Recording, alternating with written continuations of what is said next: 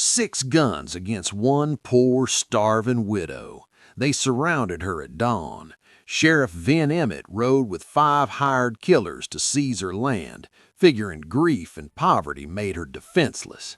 He smiled. This'd be easy. They spread wide for the kill shot. None of them knew Susie Givens had spent 15 years as the fastest draw in Richmond's underground shooting circuits, and when the sheriff's hand dropped to his gun, Susie Givens moved like lightning from a forgotten storm. 7 seconds later, 6 men lay bleeding.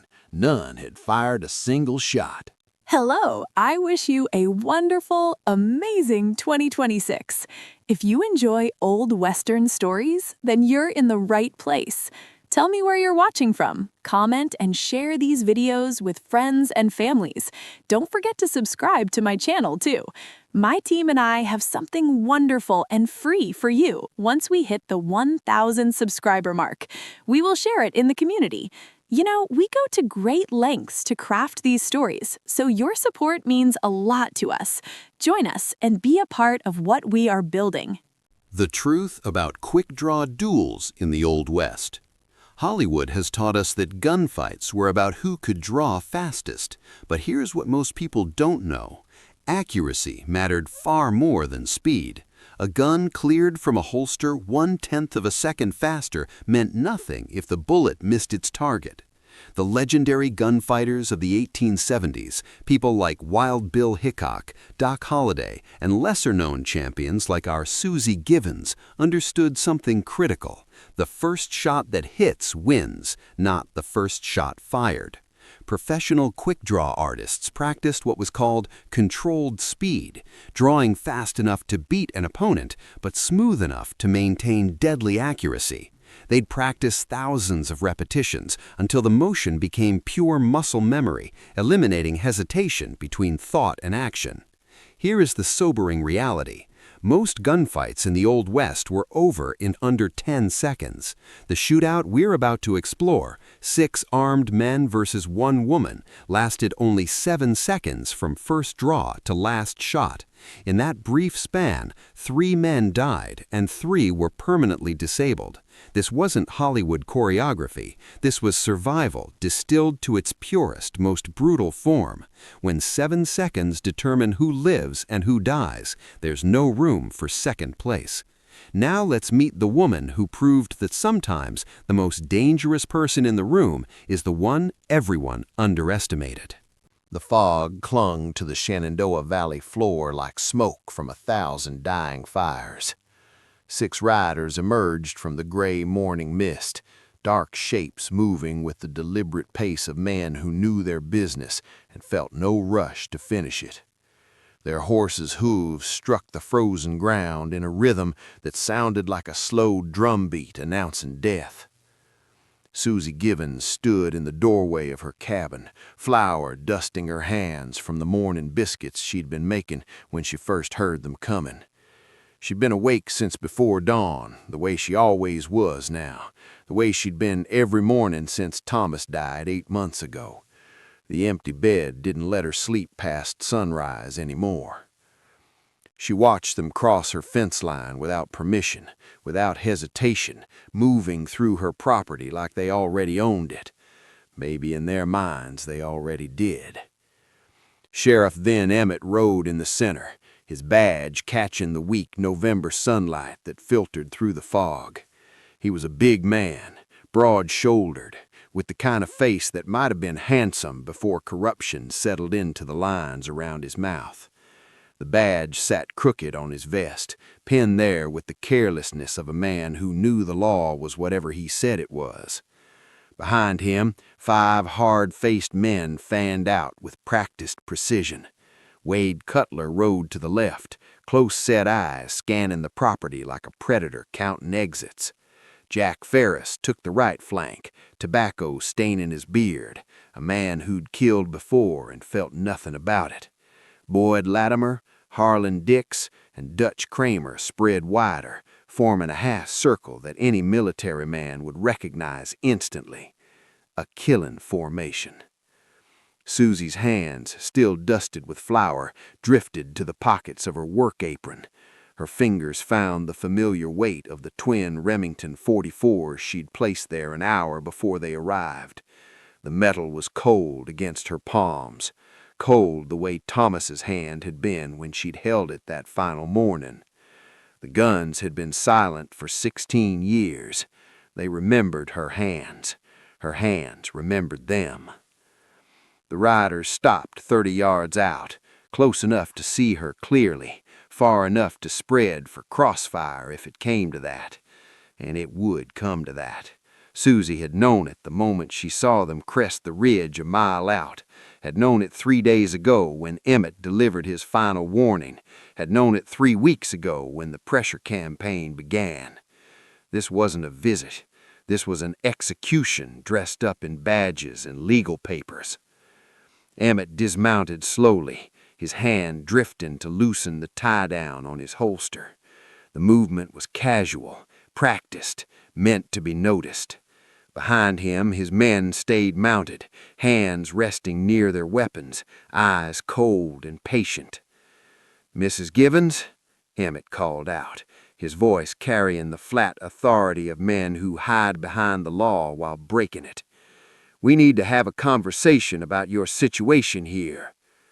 Susie didn't answer. Her fingers tightened on the Remingtons hidden in her apron pockets. The fog swirled between them, and somewhere in the distance a crow called out a warning that came 16 years too late. Strasburg, Virginia, 1872.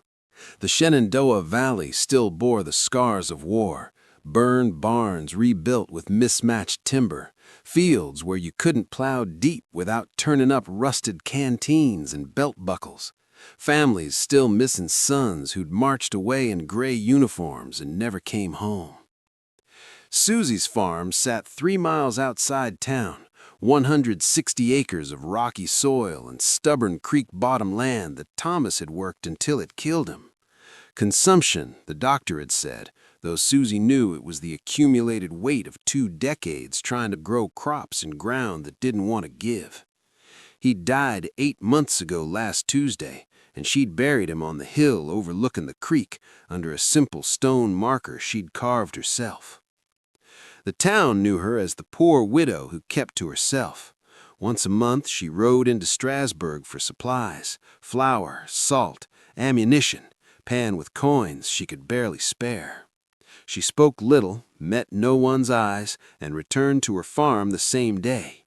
The church ladies had brought casseroles for 2 weeks after the funeral, then stopped when Susie made it clear she preferred to grieve alone. But there were whispers. Old Calvin Burke, who ran the general store, remembered that Susie could shoot. He'd seen her drop a coyote at 200 yards once, clean through the skull, and she'd done it like she was snuffing a candle. Wasn't even breathing hard, he'd told his wife, like she'd done it 1,000 times before. She had. Before she was Susie Givens, before she was a farmer's wife struggling to survive in the Shenandoah Valley, she was someone else entirely. Someone she'd buried as deliberately as she'd buried her maiden name. From 1854 to 1856, she was known in certain circles, the kind of circles that met in Richmond's backroom gambling halls and warehouse districts, as the Rappahannock Ghost. The undefeated champion of Virginia's illegal quick-draw tournaments, a shadow world where men bet fortunes on who could clear leather fastest and where the losers didn't walk away. She'd killed 4 men in sanctioned duels, not murdered. These were agreed-upon contests with witnesses and rules, though the law didn't see the distinction. Fast draws at 10 paces. Winner takes the purse, loser takes a bullet. She'd never lost. The Richmond Gazette had run a story once, carefully worded to avoid legal trouble. Mystery woman wins 5th consecutive death match. Identity unknown, skill unmatched. They'd called her a phenomenon, a ghost, a legend in the making. Then, in the summer of 1856, she'd met Thomas Givens at a tournament in Winchester. He'd been in the crowd, a quiet farmer with kind eyes and calloused hands, and he'd stayed after to tell her she was remarkable. But he hadn't meant the shooting, he'd meant her. He saw past the guns and the reputation to the woman who was tired of performing death for crowds that cheered, tired of waking up remembering the faces of men she'd killed, tired of living in a world measured in split seconds between breathing and bleeding. Thomas offered her something different, land that didn't move, work that mattered, peace that ran deeper than applause. She'd retired the next month, married him that fall, buried the Rappahannock Ghost along with the Remingtons in a sealed tin box in the root cellar, making Thomas one promise: she'd never pick up those guns again. For 16 years, she'd kept that promise. Until 3 days ago. The Halderman Mining Company had arrived in the valley the previous spring, backed by Northern capital and the kind of men who saw the land as nothing more than numbers in a ledger. They'd brought geologists who took core samples and measured mineral densities, men in clean suits who spoke about progress and prosperity, while their eyes calculated profit margins. What they found beneath Susie's property changed everything. Iron ore, high-grade deposits running deep through the limestone bedrock, the kind that could feed blast furnaces for decades, the kind that turned poor farmland into a fortune waiting to be extracted. The surveyors came first, trespassing without permission, planting stakes across her grazing pasture like they were marking territory already conquered. When Susie rode out to confront them, the crew boss handed her a legal document dense with language designed to confuse. Tax liens, they claimed, outstanding debts in amounts she'd never owed, signed by officials she'd never met. She rode to the county office in Strasburg and challenged it. The clerk looked at her with eyes that had already sold their conscience. "The debt's legal, Mrs. Givens, due in 30 days. The signatures were forged, the debt was fabricated, but Sheriff Vin Emmet wore the badge, and the badge said whatever Halderman Mining paid it to say. 2 weeks later, her horse, the gray mare Thomas had given her on their 10th anniversary, died screaming in the barn, foaming at the mouth from poison someone had mixed into the feed. Susie had to shoot her herself, putting a bullet between those panicked eyes while the mare thrashed and suffered. She'd buried the horse next to the garden and hadn't cried, but something hardened in her chest that day. 1 week after that, she woke to flames consuming the barn. She'd fought the fire for 3 hours, saving the structure but losing most of her winter hay stores. No one came to help. The town had learned to look the other way when Halderman's interests were involved. Then, 3 days ago, Emmet came alone. He'd sat his horse outside her fence line and delivered the final terms with a smile that didn't reach his eyes. "Leave by Friday dawn, Mrs. Givens, or we'll bury you next to Thomas. Your choice." That night, Susie descended to the root cellar by lamplight. She moved aside the potato barrels and pried up the floorboards she hadn't touched in 16 years. The tin box was right where she'd buried it, sealed tight against moisture and memory. Inside, wrapped in oiled cloth, the twin Remington 44s with walnut grips worn smooth from her hands, a faded tournament ribbon from Richmond, 1856, and a yellowed newspaper clipping that read, "Mystery Woman wins 5th consecutive death match. The Rappahannock Ghost remains undefeated." Susie lifted the Remingtons, and her hands remembered everything. The weight, the balance, the way her fingers fit the grips like they'd been carved for her alone. Muscle memory doesn't fade, it just sleeps, waiting. She'd made Thomas a promise 16 years ago, but Thomas was dead, and survival doesn't respect promises made to ghosts. For the next 3 days, she practiced at dawn and dusk when the light matched Friday morning. The draw, the aim, the trigger pull. 30 yards, 6 targets, 7 seconds. By Thursday night, she was ready. Friday morning, they came. If you want to see how one widow's gun spoke louder than 6 men's threats, subscribe now, because what happens in the next 7 seconds will rewrite everything you thought you knew about the Old West. Mrs. Givens, Emmett's voice carried across the 30 yards separating them, loud enough to sound official, cold enough to communicate the truth beneath the performance. You're being evicted for unpaid debts to Rockingham County. Legal papers have been filed. You need to vacate this property immediately. He pulled a folded document from his coat pocket, waving it like it meant something. The paper probably had words on it, might even have a judge's signature, bought and paid for like everything else in this transaction. Susie's voice came out steady, quiet, the way water sounds just before it goes over a cliff. This land is mine, paid in full 20 years ago. You know it, I know it. Emmett's smile vanished. The mask of legal authority cracked, and underneath was something uglier. The face of a man who'd killed before and would kill again, and who felt nothing about it except maybe the weight of the money in his pocket. Don't matter what you know, widow, matters what I say happened.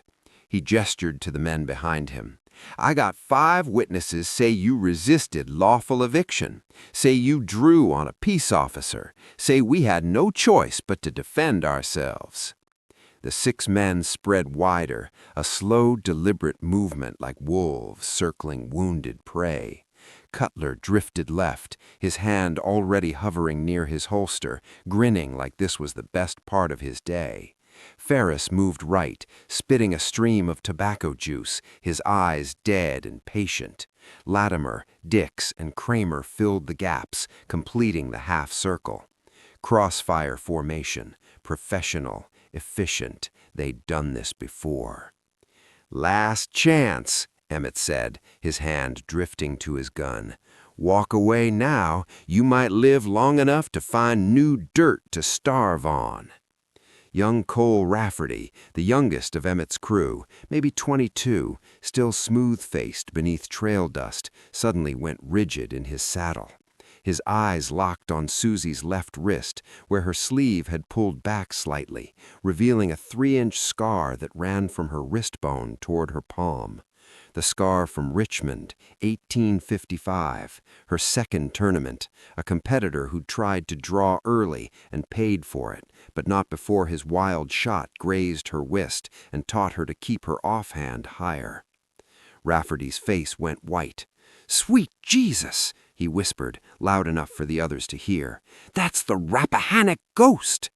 Emmett's head snapped toward him. "What?" "That scar. I've seen drawings. The ghost had that exact scar. Sheriff, that ain't no farmer's widow. That's—" Emmet laughed, harsh and dismissive. "Old woman's tales, boy. Rappahannock Ghost has been dead 20 years if she ever existed at all. This is just a farmer's widow who's about to learn what happens when you stand between money and men willing to move you." But doubt flickered across Cutler's face. Dix shifted in his saddle, suddenly less certain. Susie's hands slipped into her apron pockets, fingers closing around flour-dusted walnut grips. Emmet saw the movement. Understanding hit him like cold water. The apron wasn't empty, those pockets weren't hiding dish rags or handkerchiefs, and the woman standing 30 yards away wasn't planning to run. His eyes widened, his mouth opened to call it off, to pull his men back, to recognize the mistake before it became a massacre. Too late.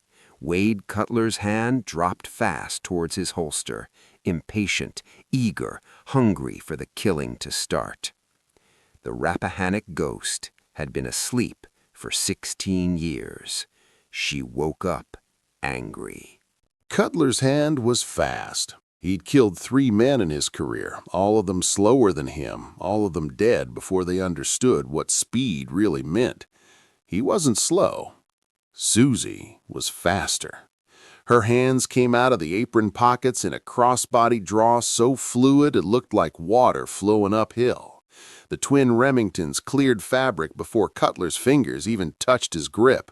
No hesitation, no wasted motion, just muscle memory executing a pattern practiced 10,000 times until it became something beyond thought, beyond choice, pure reflex honed to a killing edge. The first shot took Cutler in the throat before his barrel cleared leather. The crack of the Remington split the morning air, and Cutler's grin vanished in a spray of red. His hand spasmed, dropping the pistol he'd never fired. He hit the ground, clutching his neck, blood pulsing between his fingers, his boots drumming the dirt in a rhythm that lasted maybe 5 seconds before going still. Susie pivoted right, smooth as silk, the left-hand Remington tracking toward Jack Ferris. Ferris was drawn, halfway there, his Colt coming up, when Susie's second shot caught him center mass. The bullet punched through his sternum and blew out his back in a fist-sized exit wound. The impact threw him backward off his horse. He was dead before he landed, eyes already glassing over, the tobacco still wet on his beard. Boyd Latimer screamed and went for his gun, panic making him fast but not accurate. Susie's third shot shattered his gun hand at the wrist. Bone and metal exploded in a cloud of blood and splinters. His pistol flew 15 feet, landing in the dirt while Latimer collapsed to his knees, cradling the ruined mess of his hand and screaming high and thin like a wounded animal.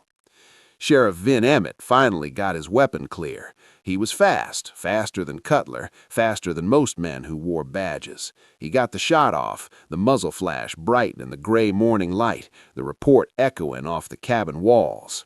But Susie was already moving, dropping into a slight crouch, reading his draw the way a gambler reads marked cards.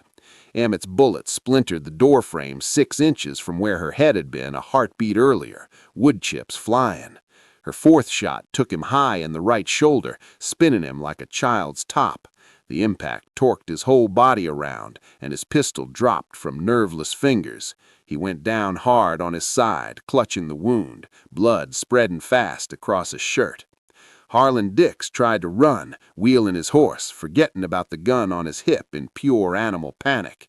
Susie's fifth shot blew out his kneecap. He toppled from the saddle with a shriek, hitting the ground in a tangle of limbs, his leg bent at an angle legs aren't meant to bend.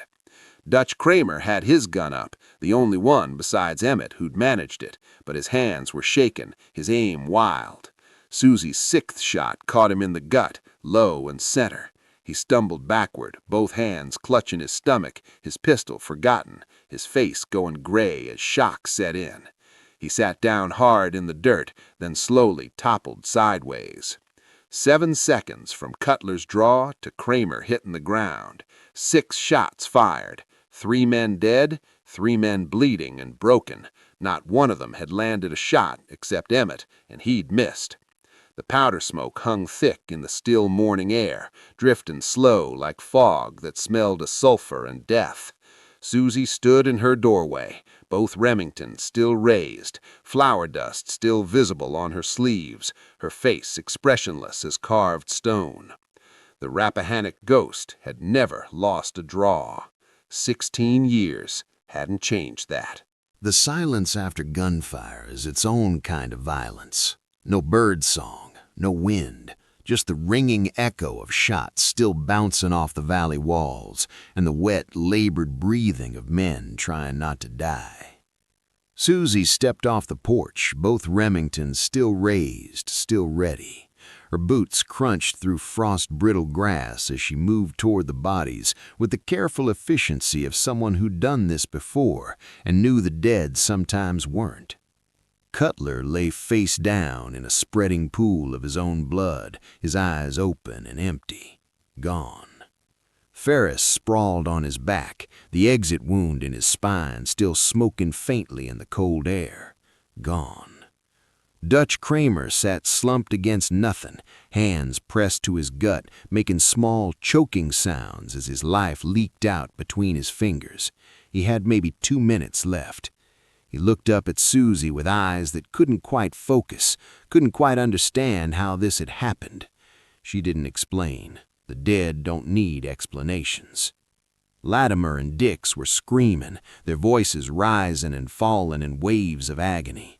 Latimer cradled his destroyed hand, bone fragments jutting through torn flesh like broken piano keys. Dix's shattered knee had turned his leg into something that barely resembled a limb anymore. Sheriff Emmet lay on his side, breathing hard through clenched teeth, his right arm useless, blood soaking through his vest. His badge had come unpinned, lying in the dirt beside him. Somehow that felt right. Susie kicked their weapons away, 6 pistols scattered across 30 yards, all of them unfired except Emmet's. She gathered them methodically, checking each cylinder, then dropped him in a pile by her porch steps. Young Cole Rafferty sat frozen on his horse, hands raised high, eyes white-rimmed with terror. He'd never drawn, never even reached for his gun, just watched the Rappahannock Ghost do what she'd always done, win. "Get down," Susie said quietly. Rafferty nearly fell dismounting, his legs shaking so hard he could barely stand. "You're going to ride to Winchester," Susie continued, her voice calm as Sunday morning. "You're going to find U.S. Marshal Raymond Good. You're going to tell him everything that happened here. Everything. The mining company, the forged documents, the threats, the killing formation. All of it. You understand?" Rafferty nodded so hard his hat fell off. "If you lie, I'll know. If you run, I'll find you.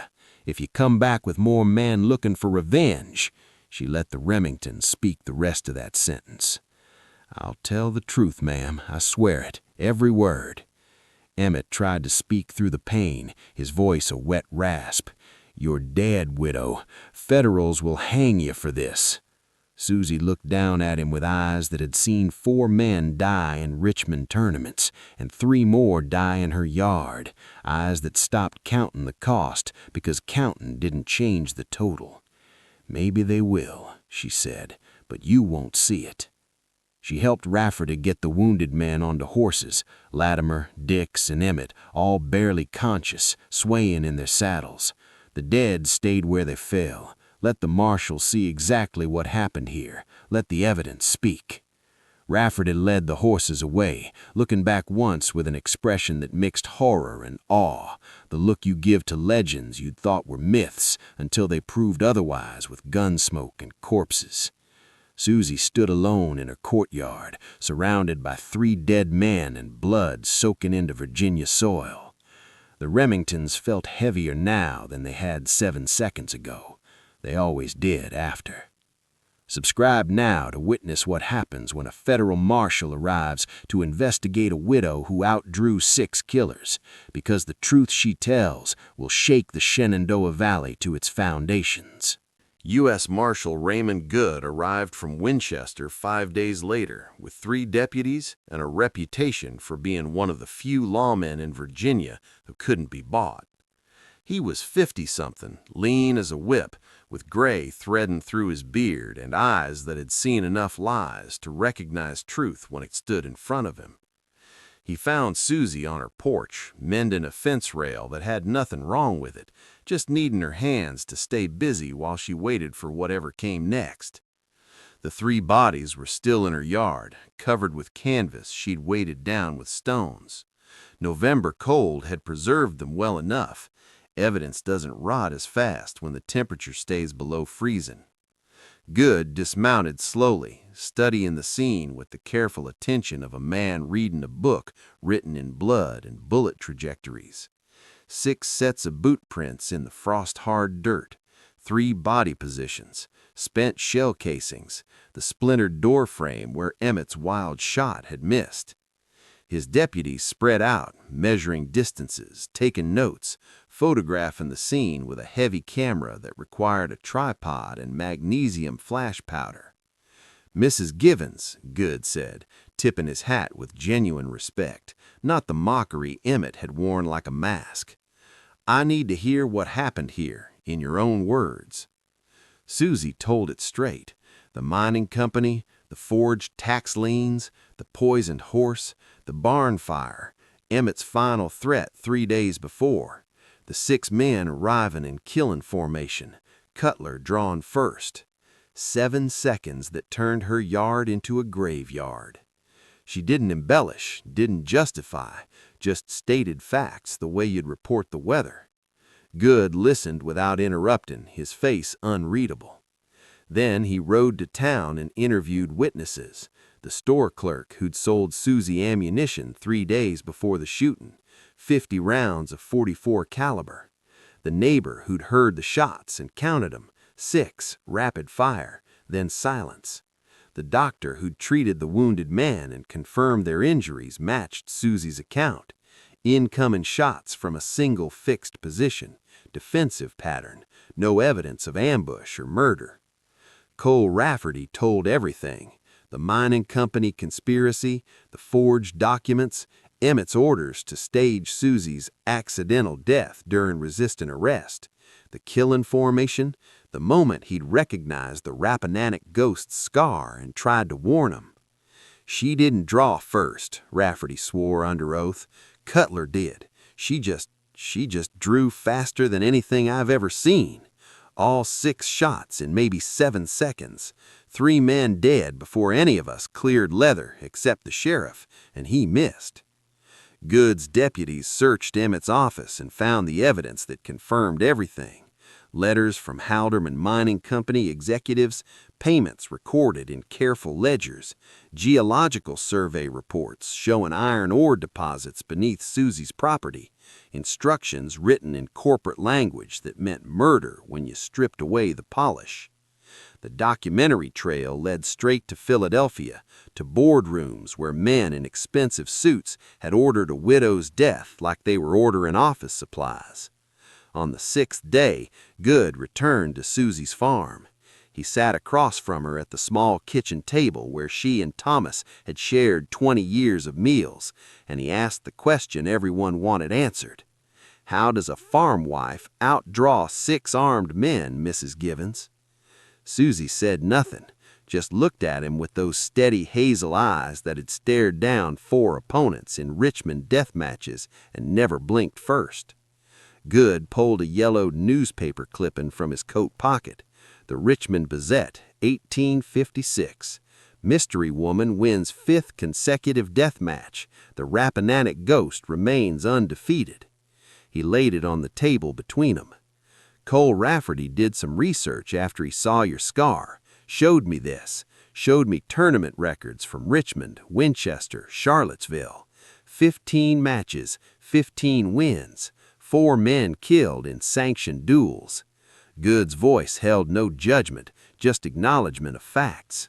You let the past stay buried for 16 years. They dug it up.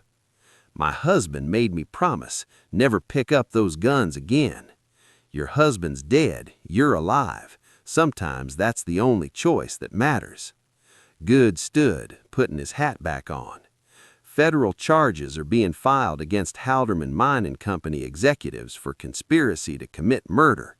Emmet will stand trial as an accessory if he survives his wound. The wounded men confirmed everything. You're cleared of all charges, Mrs. Givens. Justified self-defense. He paused at the door. You're free, but you ain't free. That ghost is out now, and everyone knows her face. You understand what that means. Susie understood. Freedom and peace weren't the same thing. She'd traded one for the other, and there was no trading back.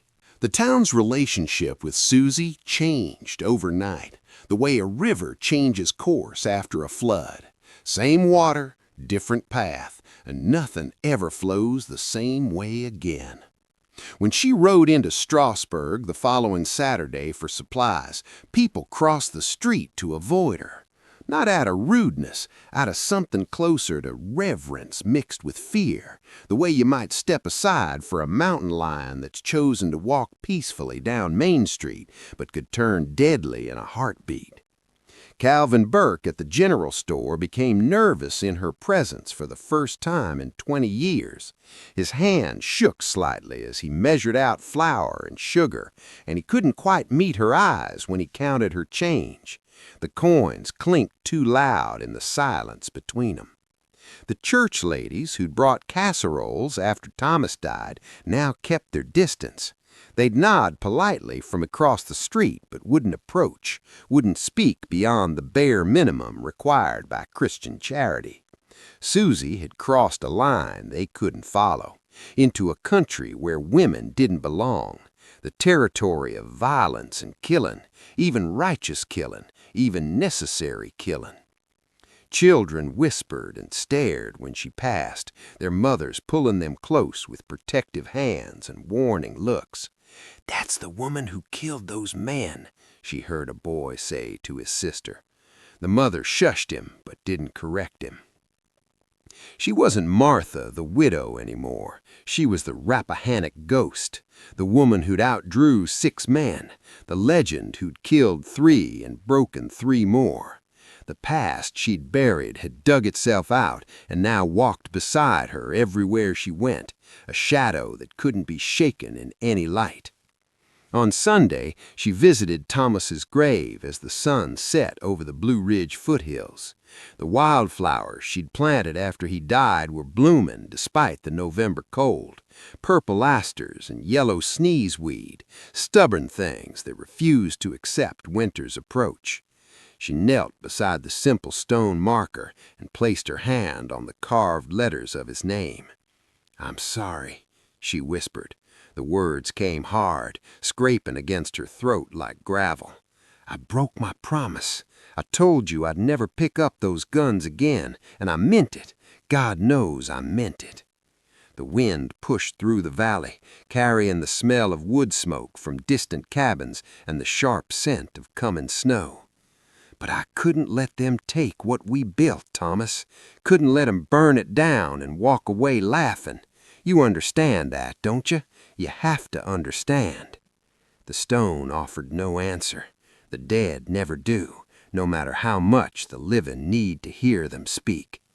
She'd survived. She'd kept the land. She'd stopped the corruption and probably saved the other valley ranchers from the same fate. Federal charges would put Halderman's executives in prison and send a message that some things couldn't be bought even with all the northern capital in the world. But she'd also killed. She'd brought violence back into her life, resurrected the woman she'd sworn was dead, fired the guns she'd promised would stay silent. The cost was real and permanent. 3 men dead by her hand, blood soaking into soil where she'd planned to grow wheat. 12 more years lived in a kind of exile, respected but isolated, honored but alone. That evening she descended to the root cellar one final time. She placed the Remingtons back in the tin box, wrapped them in oiled cloth, sealed the lid tight. But this time, as she lowered the box into its hiding place beneath the floorboards, she knew the truth. The guns could be buried. The Rappahannock Ghost could not. Some things, once awakened, never sleep again. 12 years passed like water over stones, slow, steady, wearing everything smooth but changing nothing fundamental beneath the surface. Susie still worked the farm, though by 1884 arthritis had settled into her hands like winter frost that never quite thawed. The fingers that had once drawn twin Remingtons faster than thought now struggled with fence wire and harness buckles. She was 50 years old, her hair more gray than brown, lines carved deep around her eyes from decades of squinting into valley sunlight. The farm had prospered in ways she'd never expected. Ironically, she'd eventually leased the mineral rights to a different company on her terms with federal oversight at a price that made her comfortable for the first time in her life. The money couldn't buy back Thomas or erase the 7 seconds that had defined her, but it kept the wolves from the door and the land in her name. She never remarried. Men occasionally came calling, drawn by the property or the legend or some combination of both, but Susie turned them all away with the same polite firmness she'd used to turn away trouble her entire life. Thomas had been her husband. The ghost had been her past. The farm was her present. That was enough. She lived alone in a kind of respected exile, neither fully part of the community nor entirely separate from it. People spoke to her with cautious deference, the way you might address a powder keg that's sitting peacefully but could still explode if mishandled. Travelers sometimes detoured through Strasburg, hoping to glimpse the legend, the woman who'd outdrew 6 killers, the Rappahannock Ghost made flesh. She ignored them all, went about her work, and never spoke about that Friday morning unless federal investigators required testimony for the ongoing trials. The Remingtons stayed buried in the root cellar. She never fired them again.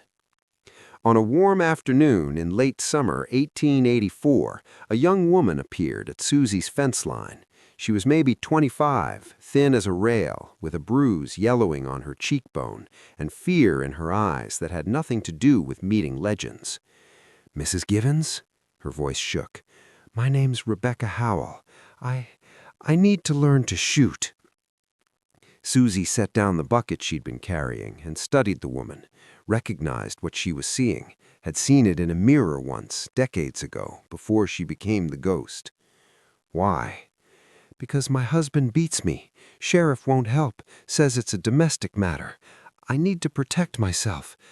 I heard you could teach me."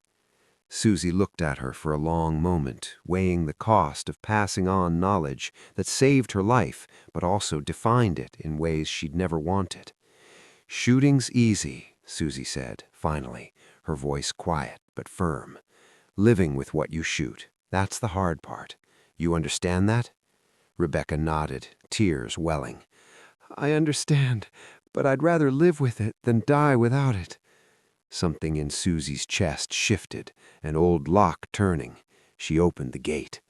"Come on, then. We'll start with stance." She taught Rebecca that afternoon, and 6 more after it, taught her the draw, the aim, the breathing, the moment between deciding and doing. Taught her because some knowledge had to be passed down, because some women needed to know they weren't helpless, because the ghost had learned that surviving sometimes meant becoming something you'd never wanted to be. On a crisp October morning in 1903, Susie Givens died peacefully in her sleep at the age of 72.